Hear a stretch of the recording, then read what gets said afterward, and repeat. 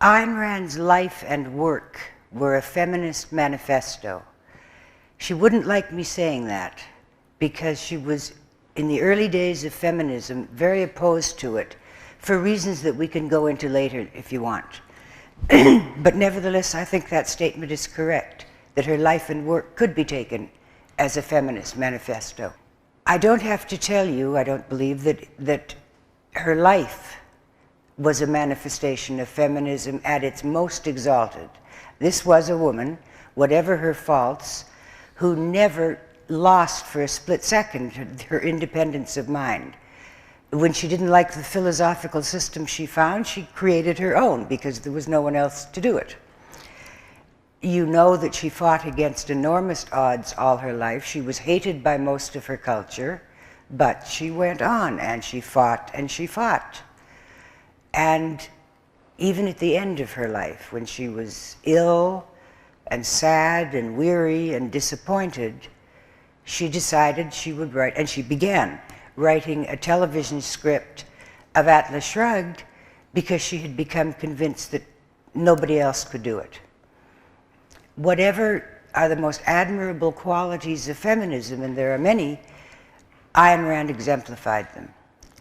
Feminists, of course, don't like her, but the feminazis don't like her, if I may use that expression. The ones who see the state as the solution to all human ills. They would do well to study her. They would find in We the Living Kira, a young girl who fought alone against the brutal weight of communism, who dreamed of building glass skyscrapers and aluminum bridges, and who all her life, her short life, held on to the independence of her mind despite living in a world that was nothing but the reverse propaganda.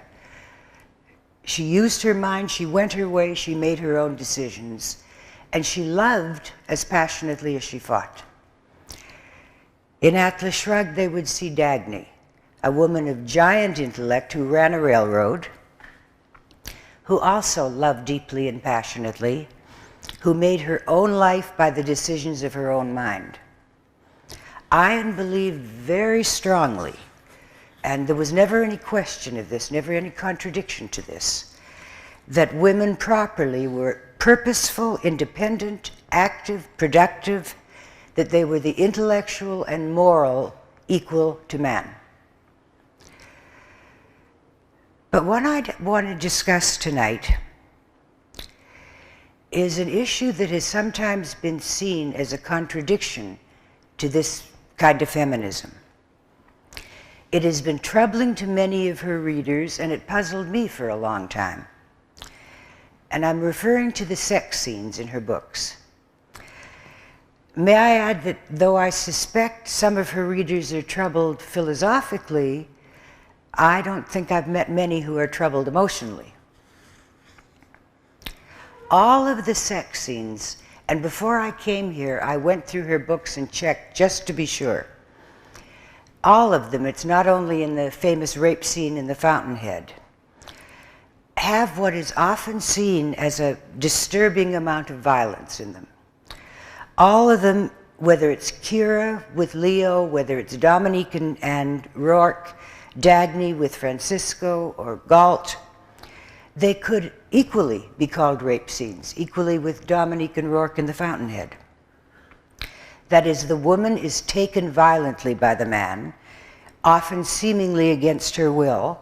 She's helpless against the power of his sexuality. That's the common theme that runs through all of these scenes. With one proviso, and again, I checked every single sex scene to make sure this was so, and it is. Ayn once was asked about the rape scene in the Fountainhead, and her answer was wonderful. She said, if it was rape by engraved invitation. And that's true of all her scenes. The woman has given permission, not necessarily in words, but at least tacitly. The man knows that he's passionately desired. And let me just read you a short passage that occurs between Dagny and Galt. Quote, "He held her with a tense, purposeful insistence, his hand moving over her breasts, as if he were learning a proprietor's intimacy with her body, a shocking intimacy that needed no consent from her, no permission. She saw his smile, the smile that told her she had given him permission long ago." That's the typical theme of all the scenes. In attempting to explain this, I may very well be accused of psychologizing, but I don't think that's what I'm doing. I did know her for almost 20 years. I was her closest female friend. She talked to me alone about very personal issues, and I spent 4.5 years working on her biography. That's a way of coming to know someone that is very difficult to communicate. Imagine how well you know whatever person is closest to you, and you probably know that person extremely well. But imagine taking 4.5 years out of your life to do nothing but understand that person fully. That's a kind of knowing that, let me give you an example of the kind of knowing it is. Occasionally, I'm quite unlike Ayn. Occasionally, I would be trying to figure out what she would do or say in a certain situation, and I would begin introspecting to find the answer. One literally has the feeling, writing a biography, that you carry that person around inside you for that period of time and can learn certain things not by looking outside at her, but inside at yourself. And that's often where I found answers that didn't pertain to me, they pertain to her. So I hope what I'll be offering you is informed opinion, not psychologizing. I've been convinced for many years that any writer's sex scenes represent their own personal sexual fantasies, that they're not simply invented out of whole cloth for the purposes of a novel. They come from very deep within the writer's own psychology and from the writer's fantasies of the nature of transcendent sex.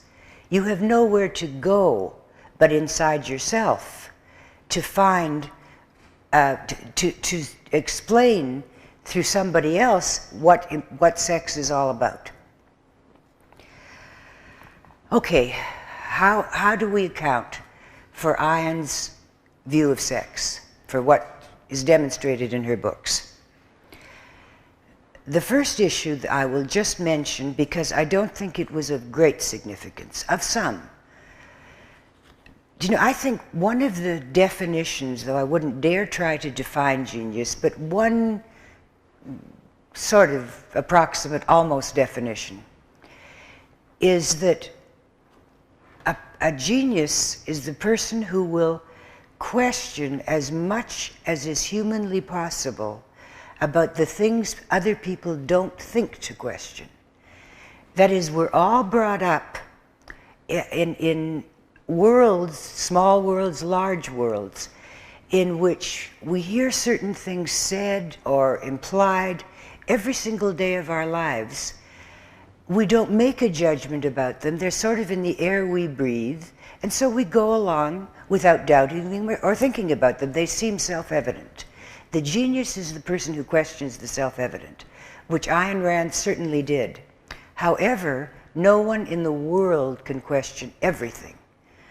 Everyone carries some emotional baggage from their past, some issues that they think are true simply because they've never thought about them. What I'm talking about specifically in this sense is guilt, which in many ways was very alien to Ayn's psychology. But I suspect, I do not know, that there was some. Ayn Rand was born in Russia and brought up in Russia. There would be no way that I can think of for a young girl in that very sexually repressive atmosphere, especially a young girl who would have become aware of her own intense sexuality very early, not to carry some touch of guilt with her. And the reason I suspect this is that in her sex scenes, since the woman is taken violently, she bears no guilt. She hasn't initiated it. It's not her sexuality that causes the sex act, it's the man's. Now, as I say, I think this is a small element. The next one is more important. Ayn was, in one sense, rejected by men all her life. It began with Leo, the man she loved in Russia. She once told me that if Leo had asked her to marry him, she would never have left Russia, and she probably would have been killed there. But she would have stayed. She loved him that much. He rejected her. I saw the reason. The rejections throughout her life were not in the obvious form in which Leo rejected her. But I saw, even when she was in middle age, if we were at a party, I would see men and women throng around her to listen to her. But even among her contemporaries, there was nothing personal, and I saw the men around her scared to death of her. She's just too smart, too impressive, too aggressive intellectually. They back up. They're drawn to her, but as men, they back up. I don't know that she was ever consciously aware of it, but she had to have felt it. And I think what that did was make her very, not afraid, but uneasy about initiating with a man. And again, in her sex scenes, she doesn't have to initiate. The man initiates. Another reason that I think they are as they are, in such a sexual encounter where the man is the very active one and the woman submits, the woman can drop her controls. With Ayn, it was an issue of dropping iron controls that ruled her life. She could drop the struggle, drop the battles, drop the aloneness, and surrender herself to a force that was stronger than she was. I think this was very important psychologically. She felt so much alone in the world, so much that whatever was going to happen in her life, she had to make happen. Nothing was coming from the outside. In this sexual context, a great deal was coming from the outside, from the man. He was entering her world, and she didn't have to initiate. The most important thing that I think accounts for these scenes, for the quality of them, is that in childhood and all through her life, she was stronger and wiser and more courageous and braver and smarter than anybody else she met.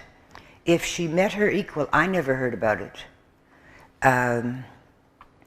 It was hard. It was very lonely for her. She suffered a great deal for it. She wanted desperately to find at least an equal. What she wanted even more than that was to find someone wiser than she, braver than she, more courageous than she. There was a desperate longing to find that, and she never did. Throughout her life, she never did. She never found an end to her loneliness.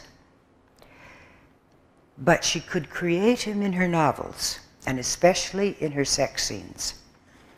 In the world of her novels, she for once didn't have to be the leader. She could surrender to a man and find in herself the softer, warmer woman who existed inside her, but whom she could almost never express in ordinary life. She could be without the controls. He decided what they would do. She didn't. For once in her life, she didn't. Ayn wrote of Dagny's, and this is a quote, her need to find in a man the courage, the will, and the strength that would bring her helplessly to her knees. Ayn would have given anything on earth to find such a man.